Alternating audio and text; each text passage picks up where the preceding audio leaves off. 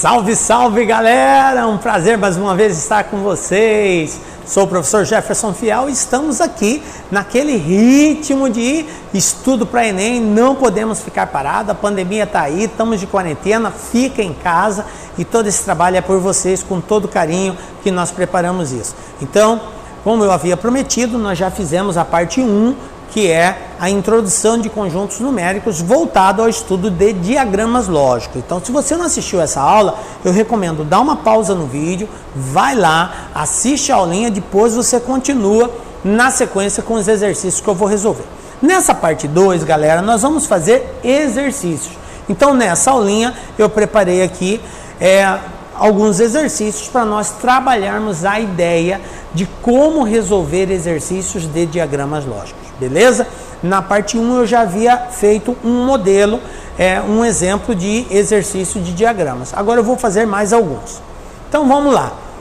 A parte de conjuntos numéricos, gente, é a competência 1 da matemática. O que é essa competência? Construir significados para os números naturais, inteiros, racionais e reais. Qual a habilidade que nós estamos trabalhando nessa aula? Resolver situação, problema, envolvendo conhecimentos numéricos, ok? É isso que o Enem cobra e é isso que nós vamos trabalhar agora. Vem comigo, tamo junto. Primeiro exemplo aqui, primeiro exercício, galera, é o seguinte, ó. Eu tenho aqui a seguinte situação.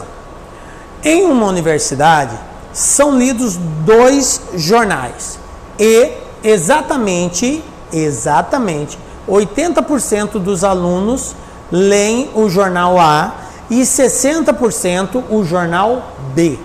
Sabendo-se que todo aluno é leitor de pelo menos um dos jornais, o percentual de alunos que leem ambos aí eu tenho aqui as alternativas. Então vamos lá. Galera, o propósito aqui é instruí-los de como vocês têm que organizar a linha de raciocínio diante de problemas que envolvam diagramas lógicos. Veja bem, quero primeiro atentar para alguns parâmetros. A partir do momento que você tem algo e você divide esse algo em partes, pode acontecer? Pode. Esse algo pode representar uma série de situações, inclusive, como no caso aqui, a quantidade de alunos da universidade. Então, o que o exercício fez? Ele dividiu essa quantidade de alunos, uma parte lê o jornal A, outra parte lê o jornal B. Galera, não tem problema nenhum em você dividir uma parte inteira em várias outras partes, sem problema nenhum. I don't not problems, ok? Veja bem, qual é o problema então, professor? O problema, galera, é que se você juntar tudo isso, você não pode ter algo maior do que você tinha no início. Eu separei essa caneta em 2 partes. Ao uni-la, eu volto a tê-la por completo. Eu não vou ter mais de uma caneta. Entendem isso? Então, o que eu quero dizer é que as partes não podem ser maior que o todo. Você pegou algo completo, que eu estou chamando de todo, e dividiu em várias partes. 3, 4, 5 partes. Ao unir essas partes, eu volto a ter o completo, o todo, ok? Eu não posso ter maior que isso. Matematicamente, nós expressamos o total, o todo, num percentual. Qual é esse percentual, galera? Ajuda aí? Muito bem, 100%, professor. O todo representa 100%. Beleza. Então, quando eu faço a união das partes, eu não posso ter mais do que 100%. Se isso acontecer, gente, alguma coisa está errada. Ou eu tenho que atentar o que levou isso a ocorrer. Beleza? Bom, então vamos lá. A partir do momento que eu sei que o todo é 100% e que as partes não podem ser maior que o todo, o que nós vamos ver aqui? Quantas pessoas leem o jornal A? O exercício falou 80%. Beleza? Quantas pessoas leem o jornal B? O exercício falou 60%. Então 80 o A, 60 o B. Mas espera aí. Se eu somar 80% do A com 60% do B, quanto que dá 80 mais 60, galera? Professor, 140. Opa! Tem alguma coisa errada, professor. A soma das partes não pode ser maior que o todo. Se isso está ocorrendo, por quê? Por quê? Essa é a grande pergunta. Galera, por quê? Porque tem coisa que foi contada duas vezes, ou em outras palavras, tem aluno que lê tanto o jornal A quanto o jornal B. Então ele foi contado em duplicidade. Por isso está nos dando a falsa realidade de 140, quando na verdade teria que dar 100. Porque você chegou num determinado aluno, João, ele falou que leu o jornal A. Aí você marcou, leu o jornal A. Mas ele também falou que leu o jornal B. Aí você marcou que leu o jornal B. Mas é a mesma pessoa. E aí foi contado em duplicidade. Por isso está dando 140.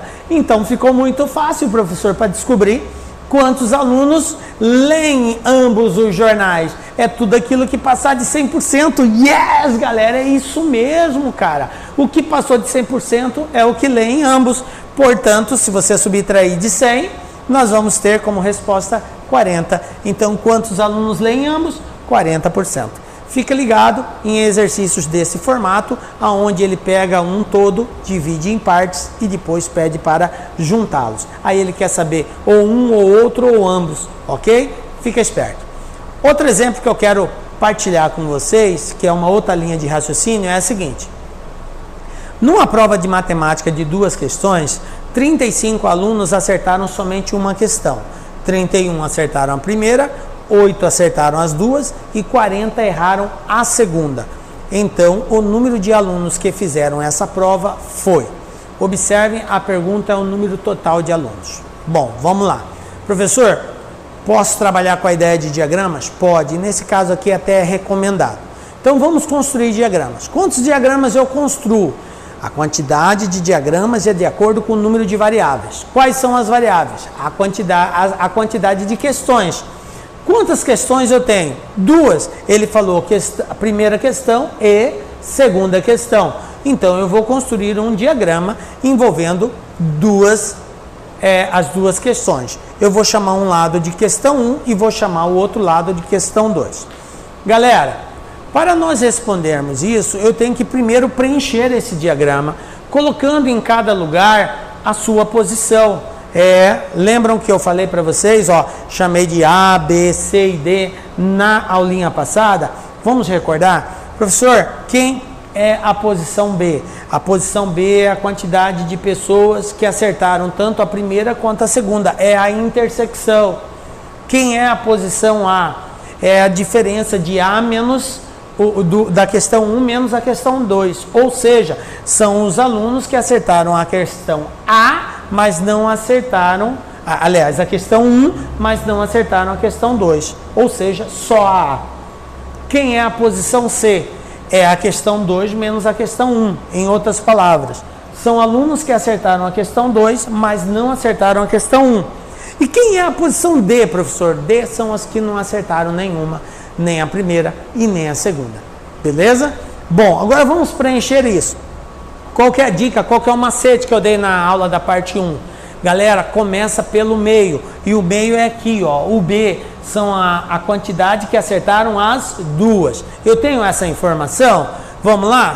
Tenho. Ele disse aqui, 8 acertaram as duas. Então, quantos que eu vou colocar na posição B? 8. Tá aqui. 8 acertaram as duas. Qual outra informação que eu tenho? Ele falou... 31 acertaram a primeira. Olha só, quero chamar a atenção de vocês na linguagem matemática que foi usada. Dizer acertou a primeira não é a mesma coisa que dizer acertou somente a primeira. Quando eu digo acertou a primeira, eu quero dizer que dentro da bolinha que representa a questão primeira, a questão 1, existem 31 pessoas. Porque ele falou simplesmente acertou a primeira. Independente de acertar a segunda junto. Acertou a primeira, é dentro da bolinha da primeira. Agora, se ele tivesse dito, acertou somente a primeira, aí nesse caso, galera, seria aqui, na posição A. Tranquilo? Porque aí acertou a primeira, mas não acertou a segunda. Aqui acertou as duas. Mas como ele falou, acertou a primeira, então é dentro da bolinha da questão 1, 31 pessoas. Quantos que eu já tenho dentro da questão 1? Ah, professor, eu já tenho 8. Para 31 faltam quanto? Faltam 23. Então aqui, 23. Quem é 23? São os alunos que acertaram a primeira, mas não acertaram a segunda. Beleza? Agora aqui, quem vai ser aqui? Como que eu descubro a posição C? Qual outra informação que eu tenho? Ele falou assim, ó, 35 alunos acertaram somente uma. O que quer dizer somente uma? Ou é somente a primeira, ou é somente a segunda. Veja bem, somente uma, ou só a primeira, ou só a segunda. Somando essas duas, tem que dar 35. Em outras palavras, ele está dizendo que se eu somar o A com o C, A mais C, isso tem que me dar 35. É isso que ele está dizendo, que acertou só uma. Bom, professor, eu sei que no A foram 23, então quanto que vai ser no C? É o que falta para 35, ficou muito mole, professor, então faltam 12. Então, quantos acertaram só a segunda? 12. Professor, e o D? Quem é o D? O D são os que não acertaram. 40 erraram a segunda questão. Ah, tá. Agora, quem vai ser o D? Vai ser aqueles que não acertaram nenhuma, nem a primeira e nem a segunda. Professor, 40 aqui fora, posso colocar? Pensa comigo. Não. Por que eu não posso colocar, professor? Porque ele falou que 40 erraram a segunda. Ele não falou que 40 erraram as duas. Se ele falasse assim, 40 pessoas erraram as duas, aí você teria que colocar 40 aqui. Mas ele não disse isso. Então, como ele falou que 40 erraram a segunda, quem vai aqui? Bom, quem erra a segunda pode acertar a primeira? Pode, tranquilo. Não existe problema nenhum. Ele falou errou a segunda. Não necessariamente essa pessoa tem que errar a primeira. Então, dentre esses 40 que erraram a segunda, vai ter alguns alunos que acertaram a primeira. Vai ter, professor? Sim, galera, tranquilo, isso vai acontecer, tá? Então, partindo desse princípio, que quem acerta só a primeira, que foram 23, quem acerta só a primeira, erra a segunda. Entendem isso? Acertou só a primeira, então é porque errou a segunda. Então, se eu tenho que 40 erraram a segunda e eu tenho que 23 acertaram só a primeira, então quanto me resta, galera? 17. Conclusão, quem são esses 17? São os alunos que erraram as duas. Beleza, galera? Tá ligado? Bom, gente, agora que a gente descobriu isso, ficou muito fácil agora, tá? Ficou muito fácil. Por quê? Porque ele quer a quantidade de alunos que fizeram essa prova. É a união de tudo isso aqui. Ou seja, 23 mais 8 mais 12 mais 17, somando tudo isso dá 60, resposta letra C. Tranquilo? Belezinha? Bom, galera, vou deixar aqui no link abaixo, tá? Entra lá, faz o download dos exercícios. Tem lá uma série de exercícios para a gente trabalhar essa ideia.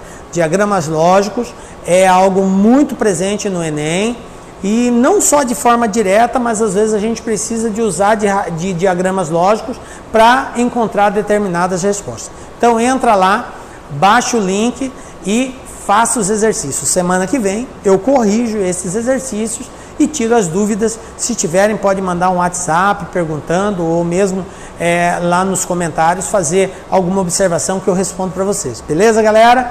Então, fiquem com Deus. Um grande abraço para vocês. Nos encontramos na próxima aula com a graça de Deus, porque só Ele nos dá a certeza de estarmos aqui. Um beijo forte no seu coração e até a próxima aula. Tchau, galera. Fui.